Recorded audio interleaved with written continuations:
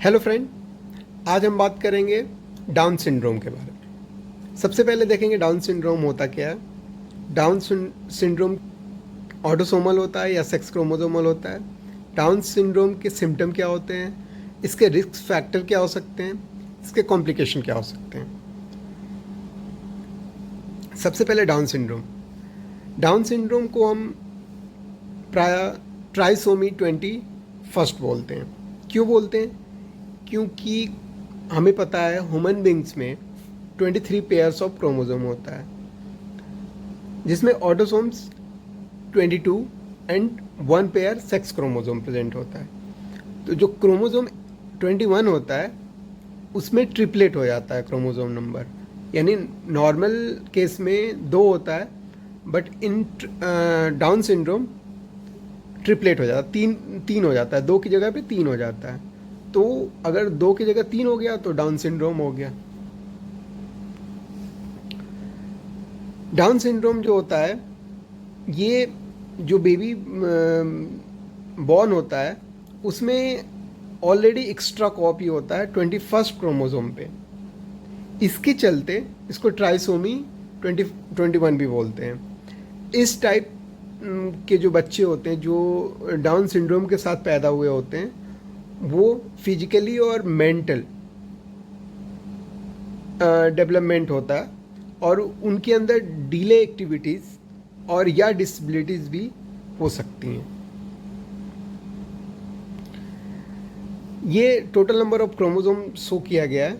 यहाँ देखिए 21st, और ये ऑटोसोम्स है, 22 तक ऑटोसोम्स होते हैं और ये 1 पेयर बॉय में XY होगा और गर्ल्स में XX होगा। तो यहाँ पे 21 में ट्रिपलेट हो गया है ऑटोसोम्स। तो ये शो कर रहा है कि ये डाउन सिंड्रोम से ग्रसित पर्सन का कैरियोटाइप्स है। ठीक है, अब ये ऑटोसोम्स प्रेजेंट है तो ऑटोसोमल डिजीज हो गया। सिम्टम देखते हैं डाउन सिंड्रोम का। फ्लैटेंड फेस जो होता है फ्लैट होता है, चिपका हुआ होता है। स्मॉल हेड, जो हेड होता है बहुत छोटा सा होता है। शॉर्ट नेक, गर्दन छोटी होती है। आपका कान इस केस में जो डाउन सिंड्रोम के केस में होगा, स्मॉल ईयर, कान छोटी छोटी होती है, अनयूजुअल शेप्ड की होगी। मसल स्टोन बहुत कम गेन करेगा पर्सन या बेबी जो भी है। Relatively short finger and small hand and feet, पैर भी छोटा होगा, हैंड भी स्मॉल होगा और हाइट छोटी होगी।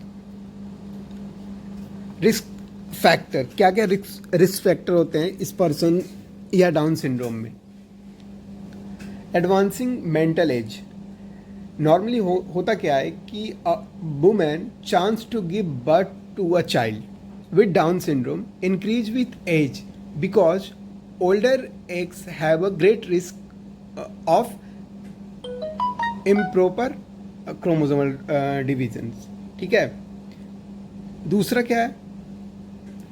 Being carrier of genetic translocation for Down syndrome, both man and woman can pass the genetic translocation for Down syndrome on their children.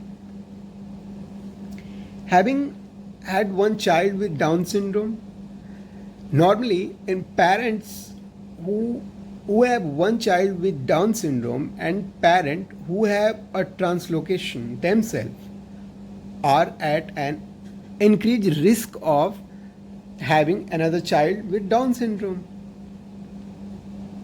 Complication क्या क्या हो सकते हैं? Normally heart defect, about half the child with down syndrome and born with some type of heart defect, कुछ न कुछ heart defect होगा इस टाइप के पर्सन में जो डाउन सिंड्रोम से ग्रसित होंगे। गैस्ट्रो इंटेस्टाइनल डिफीट, अगर गैस्ट्रो इंटेस्टाइनल डिफीट होगा तो आपकी इंटेस्टाइन, ईसोफेगस, ट्रैकिया, एनस, इसमें एबनॉर्मलिटीज़ होना श्योर है।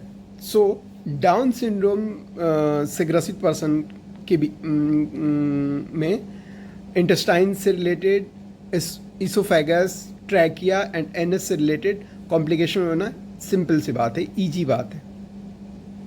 इम्यून डिसऑर्डर, डाउन सिंड्रोम से ग्रसित पर्सन है तो उसमें इम्यून सिस्टम रिस्क बढ़ने का चांस होता है। ठीक है, इम्यून सिस्टम वीक होगा तो ऑटो इम्यून डिसऑर्डर बढ़ेगा। ओबेसिटी, डाउन सिंड्रोम जिस बेबी में या जिस पर्सन में है उसमें ओबेसिटी कॉमन बात होगा, ओबेसिटी जनरल पॉपुलेशन से ज़्यादा होगा। ल्यूकीमिया एक टाइप का कैंसर है, तो ये डाउन सिंड्रोम से जो भी पर्सन ग्रसित होगा उसमें इंक्रीज रिस्क ऑफ ल्यूकीमिया होगा। Dementia, people with Down syndrome have great risk of dementia, और ये साइन एंड सिम्टम में बिगिन अराउंड 50 साल के बाद या 50 साल में ये बिगिन हो सकता है, शुरुआत हो सकती है इसकी। Thank you so much.